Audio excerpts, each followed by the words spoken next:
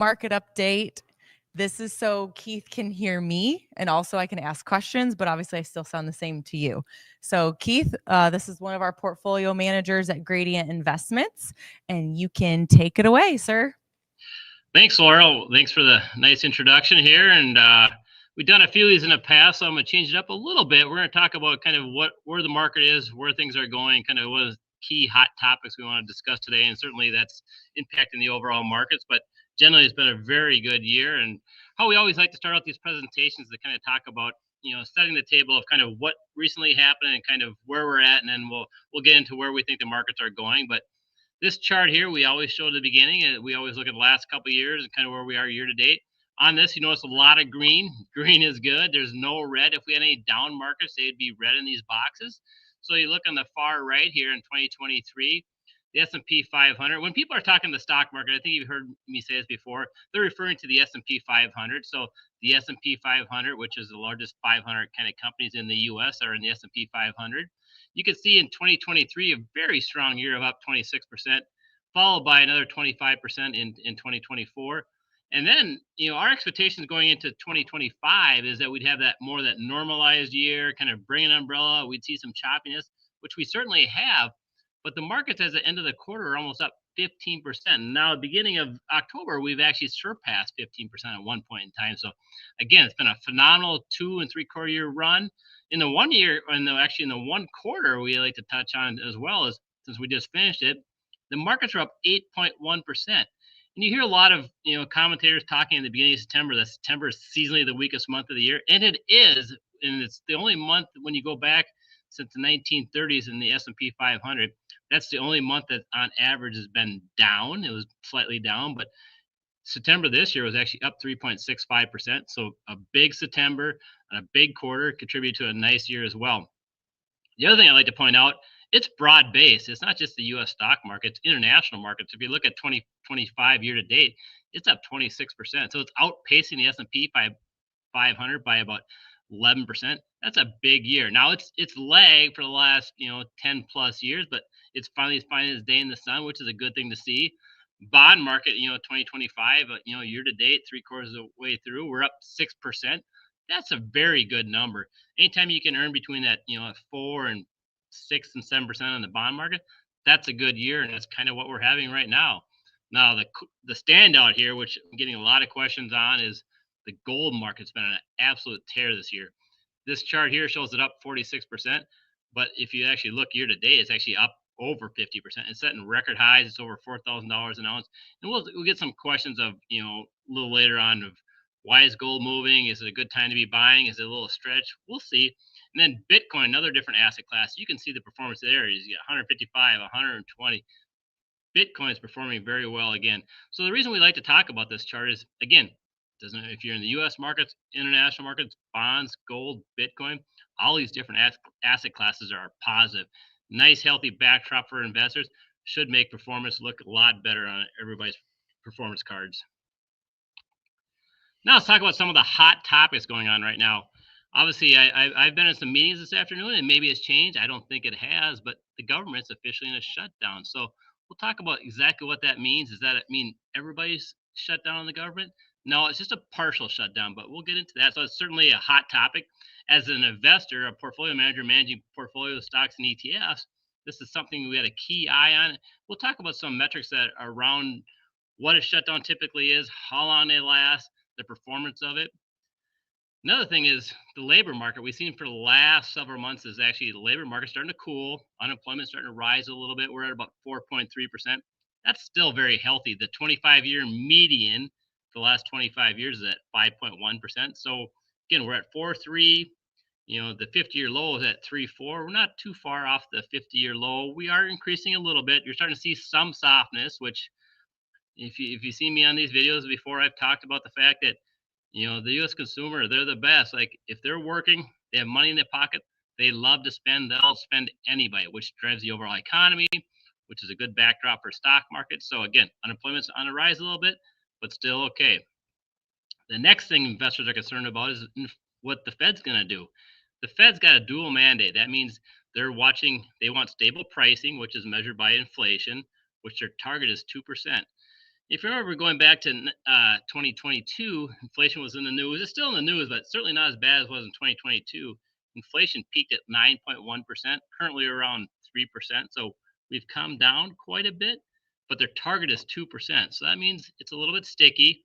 So the reason the Fed started raising rates back in the Fed funds rate back in 2022 is because they wanted to cool the economy and cool inflation.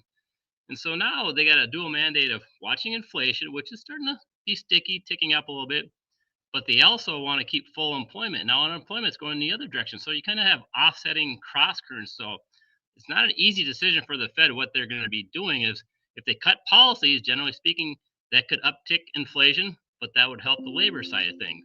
So we're still in the wait and see camp of what's going to happen there. So that's what's going on with inflation. The Fed's a key thing to watch as investors. The other story of 2025 is not just the Fed latest government shutdown, but prior to that is tariffs. What's the overall impact on the overall economy? If you guys remember, if you watch the markets a little bit, back on April 2nd was Liberation Day. The basically President Trump came out and put out these big tariff numbers. Market kind of got a little bit scared and kind of freaked out a little bit. It's like, what does this mean? Markets promptly sold off for about 20% almost in the next month because unsure of the economic impact. Is Trump causing economic chaos? Now markets are setting all-time highs. I think the market's a little more comfortable with the tariff policy. They're more in the camp of Trump, the deal maker, versus Trump economic chaos. And again, it still hasn't been settled, but that's kind of where investors are trying to judge how much impact it's going to have on the overall economy. Is it bad? Is it good? And then lastly, we got to talk about, are they legal? I'm not a legal scholar by any means. I don't know what the Supreme Court is going to eventually decide here, but that could change the dynamic of tariffs and how they're enforced, how Trump can negotiate with other countries. But that's something that we as investors are keeping a close eye on. But most importantly, I think the hottest topic coming up here, which is in the very, very near term, is corporate earnings.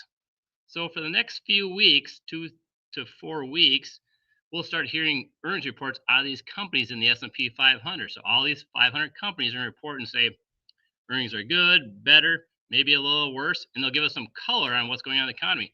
Are they hiring? Are they firing? Are they staying status quo? Are tariffs impacting them? How are they using AI? So all these things in the next 3 to 4 weeks, we as investors, portfolio managers, will be going through transcripts, reading all this information, trying to discern what's going over on in the economy, what's the best way to position our portfolios, how do we communicate, with Mattson's team and say, these are the portfolios we like a little more than other because of X, Y, Z. So this is stuff we talk about all the time. The team at Matson does a fantastic job of building your plans. And then the nice thing about working with them is every one of your plans is customizable to your situation. Some investors want high risk, kind of a lot of kind of stock exposure. Other people want more income, more safety. So again, they'll work with you, customize the plan, work with us, build some portfolios that are directly for you. Now let's talk about a little more details about the government shutdown since it is new. It started again at the beginning of the month, so October 1st. We're 8 days into the government shutdown. And let's talk about the actual impact. When you hear shutdown, you fear that the whole government shut down, but that's not the case. It's just a partial shutdown. So let's walk through who's working, who's not working, why is the market fearful or not fearful. So right now, some of the big impacts are essential workers are still working, non-essential workers are not working. I don't necessarily like the terms that they put on it, but that's what they call them. So essential workers, you can think of the military, FA, flights are still happening. Biggest thing that most of you want to hear is if you're in retirement, you're still receiving your Social Security payments. That is not on a shutdown. This is not a debt ceiling issue where those are kind of potentially at risk. Social Security payments are happening. Medicare is still happening. Bondholders, people that are buying the U.S. Treasury debt, are getting paid. So if they're not getting paid, that would kind of a little bit spook investor base, which would cause a little bit of upheaval. Right now, we're 8 days into it, and the market's actually slightly up during those eight days. So market's looking through it. Now, historically, we've had, just to put this in perspective, we've had 22 shutdowns since 1976. So while it's not common, it's not very not common as well either, right? Because 22 in those 40 years. So we every 2 or 3 years, typically we've had a shutdown. And we've had a shutdown with both Democrats and Republicans in charge. It's typically when they don't get along, something disagreement, and they're short-lived. On average, it's only been 8 days. We're right now at the average point. I assume it's going to be longer unless something happens here shortly, which I don't see happening. I think it could be a little bit longer. The last one we actually had was back in 2018 and 19, Trump's first presidency. That lasted 35 days. Now, could we use that as a guide? Maybe. I think this one's going to be longer than 8 days. The next big data point coming up is the fact that on the 15th of the month is typically when the military gets paid, twice a month. That could be a catalyst to get both sides together to decide, hey, we need to get these people paid because otherwise the military is working and not getting paid. The other reason the market historically has looked through these shutdowns is A, they're short lived, but B, those employees that are furloughed, when they come back, they get back pay. So if they're only 8 days, you probably haven't even missed a payment cycle anyway. If you're working 8 days, it doesn't happen. You don't have to prioritize your bills. You can pay your rent, you can buy food, things like that. If it goes longer, say a month, all of a sudden then you have to, on a tight budget, you'll have to start prioritizing your bills. You have to pay your bills and your discretionary items, which that is a good part that drives the overall economy. People won't be spending on that, which impacts the economy, which impacts the stock market. It's something we have to keep an eye on. So the longer it goes on, the more volatility you'll start seeing in the markets. But generally, again, speaking, if you're getting back pay, it's just push all these goods and stuff that are in your bot get pushed to the right. They're not skipped, which is a good thing. So those are some of the things to consider. Oh, and lastly, which you'll really appreciate is the government's partially shut down, but don't worry, they're still open to collect your taxes. Tax man's there. So if you owe taxes, it's still due, and you can't use this excuse that the government shut down so you couldn't pay your taxes. They are there to collect, which I find ironic a little bit, right? The government shut down, but they still want their money coming in. And one other important factor for us as investors is we're not, people that are non-essential is one of the categories is parks, national parks. So those may be closed. The other thing that could have more potential impact on the economic perception of investors is we don't get economic activity reports. The last one we just missed, the first Friday of every month, we get a jobs report. Since the government shut down on the 1st, that was on the 3rd, no data. So with no data, the Fed, we talked earlier about the dual mandate of full employment, stable pricing, they're looking to full employment or unemployment. They don't have the data on it. So if they don't have the data, they can't make a decision on whether they need to cut again next month or end of this month. And we as investors have less visibility into what the Fed's going to do because we don't even have this data as well. So anytime you have less information, there could be more economic uncertainty. Generally speaking, investors don't like it. So that's why if it drags on for quite a while, you can start seeing some market, volatility due to uncertainty of what's going to happen. The way it's looking right now, one of the key factors that the markets like is interest rate cuts and what the Fed does. If you remember last month, September, the Fed actually cut 25 basis points. They started easing. The Fed easing cycle started again. Expectations, they have another meeting this month that they'll cut another 25 basis points. That's to stimulate the economy. Now, there's a double-edged sword. So when you cut interest rates, that means inflation could tick up, which is what they don't want. But when you cut rates, that could stabilize the unemployment that was creeping up to 4.3, maybe a little bit higher. So now the probability that, there's a website you can go check the probability on CME that tracks the probability of all the different investment base, looking at the probability of the Fed cut end of this month is 99%. More than likely, something changes between now and then, the Fed's going to cut another 25 basis points. And why you care as investors is because that short-term money, those kind of money markets or CDs that you're invested in, as soon as the Fed starts cutting by 25 basis points, that means your yield's going to go down by 25 basis points as well. So that's a net negative for retirees. It's good for the person that's borrowing money or a consumer that's kind of driving the overall economy. But for those that are looking for that safe money, you're going to have less yield as the Fed cuts. And the expectation over the next year is the Fed cuts a little over 100, maybe 125 basis points. So that green safe money that's been in money markets or CDs, just expect going forward for the next year plus, you're probably not going to earn as much as you have in the last year. So those are some of the considerations we're looking at with the shutdown. What does it mean for the Fed? Who's going to work? Who's not going to work? Bottom line, Social Security is still there, government is still collecting your money, and there's some parts of the government that are shut down, but certainly not all of it. I kind of touched on some of these numbers already. The average length, here's a chart going back showing those 22 periods of a shutdown. The average length is 8 days. You can see the blue and red, whether it's Republicans or Democrats, it doesn't matter. Shutdowns happen under both parties. It's not a political thing. 22 shutdowns since 1976. During the shutdown, that first column, I'm not sure if you can all see it, the average return during the shutdown, again, shutdowns are short, is 0.3%, but it was positive, not negative. So it doesn't seem you hear the word shutdown. Maybe some people start thinking recession, negative stock market. That certainly hasn't been historically the case. More importantly, what we like to use as history as a guide is certainly not, just because it happened in history means it's going to happen forward, but we always like to look at and kind of, see where things are at and how they have acted in the past. So we can kind of use that as a guide going forward. The 1 year forward is average return of the S&P 500 is 12.7%. That's a pretty good size number. If you look at the average return of the S&P 500 for the last couple of decades, depends on the time frame you're looking at, 8 to 10.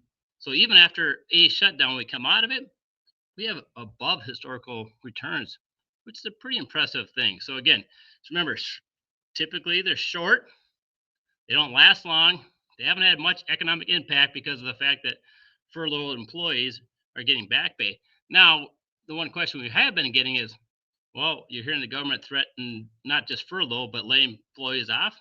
That could uptick unemployment, which would be a negative for the overall economy.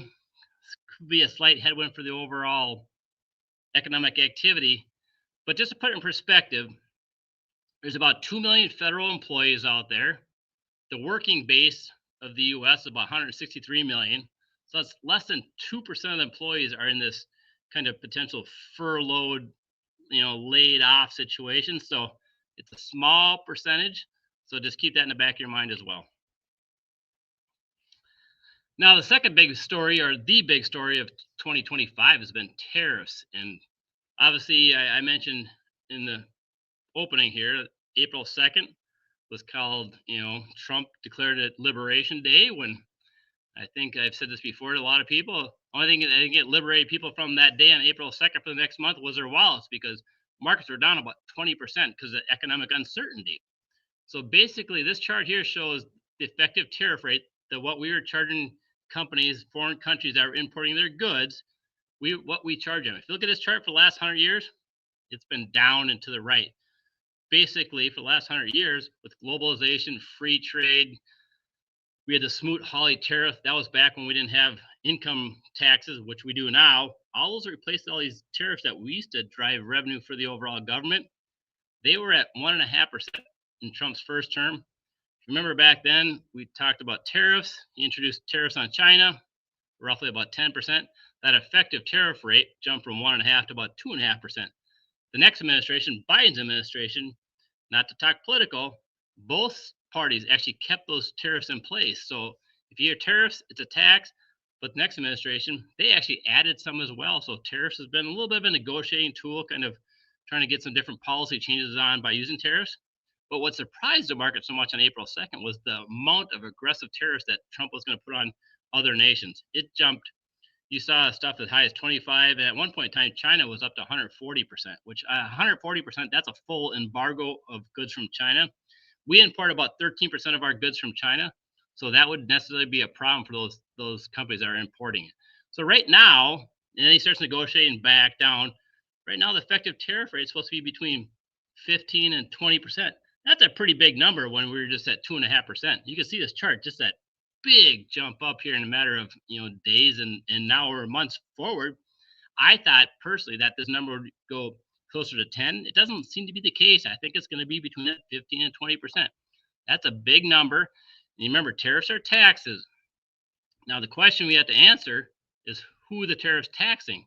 It could be one of three parties. It could either be what you hear a lot of media people and stuff talking about, which I like to set the record straight. It's going to be between A, the consumer, which is certainly possible, B, the importer, the U.S. companies are importing and selling whatever goods or widgets, or C, the foreign company or the country that are exporting into our country. So One of the three will be paying this taxes. Now, Trump's administration would like to see those foreign companies and countries pay the export tax, but that's not always going to be the case either. So it's going to be split between these three parties. Now, I don't think it's going to be 100% on the consumer. It's going to be shared by the consumer, the companies that import it. So that means their margins maybe come down if they can't pass on the price to the consumer, or if the exporter, maybe they're going to have to eat some of the costs as well. So the tariffs will be borne by all three parties. But again, it's a big number. Let's talk about how big a number that tariff is. That tariff number is huge. Last year, just to put this in perspective, this here's the chart here showing the U.S. revenue, what they bringing in, and they bring it in from certain sources. Obviously, the biggest one is income taxes. So when you hear them talk about income taxes up and down, that's a major revenue source for the government. It's actually almost 50%, 49. Payroll tax is 35%. You hear about corporate income tax a lot when they're battling about the tax policy. It's only 10% of the overall revenue bucket coming into the government. Just keep that in mind, 10%. Now, tariffs last year, that pink box. So on this top left, you see that pink box is 1.6%. Last year, tariffs brought in $77 billion, a decent sized number. This last couple months, July was the last data we got, was 30 billion. The month before was 58 billion. That's a big number. You start annualizing that 30 billion, it's gonna be 35, maybe 40. You're starting to get close to $500 billion of revenue. That's a big number compared to 77 last year. So you look in the box on the right, income taxes go down to about 45%.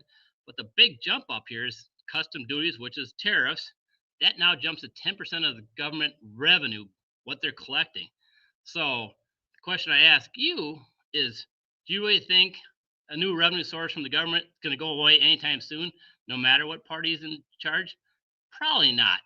We like to compare it to airlines. How I used to fly years ago. I'm starting to date myself. Used to fly years ago. You'd buy an airline ticket for whatever price. You jump on a plane. You go to wherever you're going. Nowadays, you buy an airline ticket. Oh, you want a seat? You got to pay extra. Oh, you want to bring a bag? Got to pay extra. Oh, you want to aisle this or that? You're paying all these extra fees. That's kind of a newfound revenue source for airlines, just like tariffs is a newfound revenue source for the government. And we know the government likes to spend a lot. So the government is more than happy to find this new revenue source that they can help offset some of the spending they've been doing. So just keep that in the back of your mind is they're now going to be at this run rate, 10% of our overall government revenue is going to come from tariffs. Now let's talk about big picture market pullbacks and how they work. And this chart goes back to 2018. This is a chart of the S&P 500. Our opinion is when you see these big market pullbacks, they're opportunities. If you look back in 2018, like I said, we had the government shut down. We had Trump threatening with tariffs, and he went through with in China. Tariffs were, at China at 10%. The market sold off at the end of 2018, going into 19 pretty aggressively. That's what that circle is on the right. Then we fast forward to COVID. Most people remember COVID. It's not too far in the mirror, but the farther we get, the better off we are. Not remembering what COVID was. COVID, we had complete shutdown. Even if you wanted to work, you couldn't work. There's so many different mandates. The economy looked like it was falling apart. Stock market went down 35% in a matter of 5 weeks. That was the quickest drop ever in the stock market, again, due to COVID. But what happened afterwards? Market snapped back. We had the recession scare in 2022. Market pulled back. We talked about the Trump tariff in April 2nd, the Liberation Day. Market sold off pretty aggressively. But if you look at this chart since 2018 to the other day, markets are up 183%, almost 14% annualized. Like I told you earlier, 8 to 10 is really good. That's historical average. 14 is fantastic. That's another great thing that working with the Matson and their team is they keep you allocated properly. You want diversification. Using those time periods of pullbacks, they're out there telling clients, this is time if you have money on the sideline, dry powder, you actually want to be leaning into it and be buying the stock market, not be selling. Same thing after we've had these great periods of run, we want to make sure we rebalance. We don't want to chase hot performance. We want to keep a balanced portfolio. They do a great job of looking at everyone's objective, risk tolerance, and put a plan together for that. They're not planning for just today, tomorrow, next year. You're looking at 3, 5, 10 years plus. Do a great job of that. So what are we watching? I kind of touched on quite a few of these already. The GDP trends I haven't touched on yet. The forecast for this year and next year. So this is the overall production of what's coming out of the U.S. Anywhere between 1.5 and 3 is healthy. Right now, the forecast for this year are 1.7%. Next year, 1.7%. Now, what could change that a little bit is longer the shutdown drags on, excuse me, that usually takes off about 0.1% a week in GDP, like after about a month. So if we could drag on past a month, we could start shaving off that 1.7 to 1.6, 1.5. Then you start getting in that lower end of healthy, that 1.5 to 3. You start getting a 1.5, going to 1.2 or something like that. That'll kind of be a little bit of a flashing yellow light that things are kind of getting a little too soft. Unemployment, like I mentioned, 4.3%. That's still a good number. It's not the 3.4, the 50-year low, but it's certainly below that 5.1 to 25-year median. So again, healthy backdrop, and no one can spend like the U.S. consumer. They're working, they have money in their pocket, they love to spend. CPI, like I mentioned, inflation heading around 3%. It's been bouncing between that low twos and 3. I think it's going to continue to bounce there. I think there's some inflation pressures with tariffs and some other things that will keep inflation kind of that stickiness around 3, not the target of 2 where the Fed wants. The one good thing, especially in Michigan, here in Minnesota, is price of oil has been going down. So that means price at the pump's been going down. So that's been helping on the inflation side thing quite a bit. Just remember, all these goods that are shipped around the country, that's usually based on transportation, which is based on the price of oil. So as prices of oil remain lower, that's good for all the input costs, a lot of different things. That's helping offset some of these other inflationary items that tariffs may be causing. Earnings growth rate. If I had to pick one thing that's going to drive or dictate the direction of the stock market, it's earnings growth rate. This year is expected to be about 10%. Next year, 13%. Long-term average, if you do it 6 to 7, that's great. So if we do 10, that's fantastic. 13 is even better. I don't think 13 is realistic. I think everybody's too optimistic about next year. I think that's maybe more like 10. But again, if we can do 10% next year after doing 10% this year, maybe the stock market's going to feel a lot like it did this year. Markets have corrections. They don't go up in a straight line. We wish they would. Matson's team wishes they would. It'd be a lot easier to pencil everybody's retirement plan in. It just doesn't work that way. There'll be corrections along the way, but stay invested, have a diversified plan. Lastly, markets are not cheap. Valuation is fairly full. We're trading at 23 times. That's what we're willing to pay for stocks in the market. Now, when the overall S&P 500 trades at 23 times, that's on the 10-year average, just so you know, is about 19 times. The 5-year average at 20. So we're at 23 times. That's not a cheap market. So I'd say that's a flashing yellow to flashing red, but we got a lot of flashing green with unemployment's good, CPI is fine, GDP is good. The real bright star right now has been earnings, and that's what we'll see the earnings season here in the next few weeks. So what should you do as an investor as you're listening to this presentation? Well, tariffs, that's uncertainty. It's a moving target. It's changed from April 2nd, surprise, negotiations all along the way. I think that's going to continue to be a moving target, and that the Supreme Court, I'm not sure what they're going to decide here, but even if they rule tariffs are illegal, I got a feeling the administration will find one way to keep tariffs in front of people and have foreign countries or consumers or U.S. companies be paying that revenue source that they found. I don't think they're willing to give it up. The government shutdown is temporary. Like I said, it's going to go above the average length. But that being said, if it doesn't drag on, a month maybe or something less than that, I think we're fine. It starts dragging on past that, there's something we'll have to monitor. We'll have to maybe change our portfolio positioning a little bit, but we're not there yet. I think it's something to keep an eye on. Again, this one's hard to predict. This could be literally a day, a week or two, but I got a feeling that within the next couple of weeks, my gut tells me that this could be resolved. The other thing is don't trade headlines. I showed you a chart. Market pullbacks provide opportunities. Matson's team does a great job of having a diversified plan. They protect you. They have some protection. They have some safe assets in your plan. So when you see these pullbacks, you're not participating 100% on these pullbacks either. So just stick to your plan, stick to the long-term vision. Now expect volatility. We're getting a lot of stuff. There's always concerns. This year's been probably a little bit more than average. We got tariffs, we got shutdowns, we got other things like that. We got wars and China concerns and trade. But those things are always in the market, and we'll get through it. And again, the market looks forward and discounts all this news. And the market's been pretty good this year, up 15%. That's a pretty good year considering all the stuff that's going on. That's all I had for you guys. So now I'm open for some questions if you guys have any.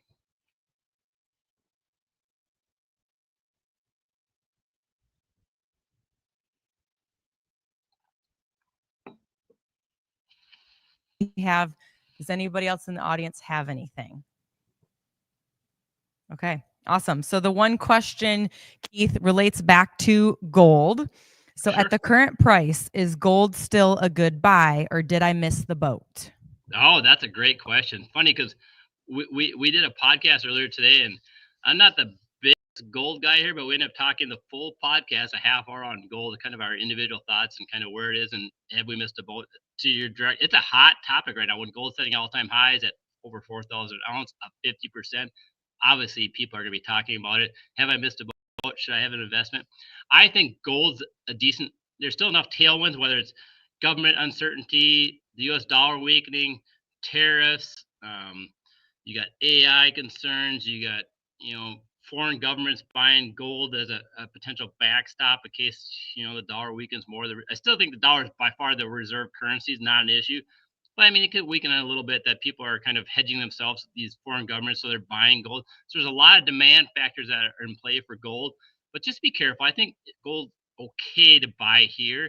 I'm still more in the Warren Buffett camp. I rather invest in companies that grow their earnings and pay dividends, where gold is a store of value and certainly has been going up, but it doesn't produce cash flow and things like that. But you certainly can have it as an alternative asset class that's separate from whatever the stock market is doing or where the bond, all the stuff I talked about. Gold's a separate class. It's going to do something based on all these different factors I just talked about. I do think it can go a little bit higher here, but be careful. There's periods where gold has these nice big runs, and then it'll go sideways for a decade, and you miss a lot of performance you could have had maybe in the stock market. But as long as you allocate a small allocation to overall position of a precious metal portfolio or gold, I think it's fine. The other thing about remember about buying gold is whether if you're buying the actual physical commodity of gold or silver, silver can store up a lot of space, just the storage costs, carry costs. And you got to remember too, if you buy gold, you buy it through, at one point in time you can buy it through Costco. Say you buy several ounces of gold through somewhere. If you want to sell it, you got to find someone willing to buy it. And generally when they want to buy it, they're not going to give you the price that you see on TV or reading the paper. There'll be some discount because it's a physical commodity that's not easy exchangeable. Whereas if you're buying a stock or a ETF, those are easily exchanged. Like if you see the price at $100, you can go on your computer, execute, and you're getting $100 for it. Now on gold, say it was at $4,000, I'll have to go find someone to buy it, whether it's a pawn shop or some other gold dealer, and maybe they're going to give you $39.50 for it, some discount. They're not going to give you what the price you typically see. So, have you missed a boat? I think we're in the later innings of it. Do I still think it's okay to invest a little bit? Yes. I would not invest a lot. I'd make sure it's a small overall allocation. Now, do I think it's going to go from 4,000 to 3,000? Probably not, with all the different things going on. I don't think foreign governments are still going to buy it. There's still going to be turmoil. They're still worried about U.S. debt, weakening dollar. I still think by the way that the dollar is still king, it could just be not as far ahead of the pack as the rest. And I think other kind of governments are kind of just hedging stuff just a little bit, and it just takes a little bit of those governments to stop buying gold, and then gold potentially could lose a little bit of value. Awesome. Thank you so much. If everybody can give Keith a round of applause. Appreciate your expertise, sir. Thanks, And Laura. We'll see you next time. And thanks. Keep up the great work. Congratulations on everything over there. Thank you. All right. See you, Laurel. Bye.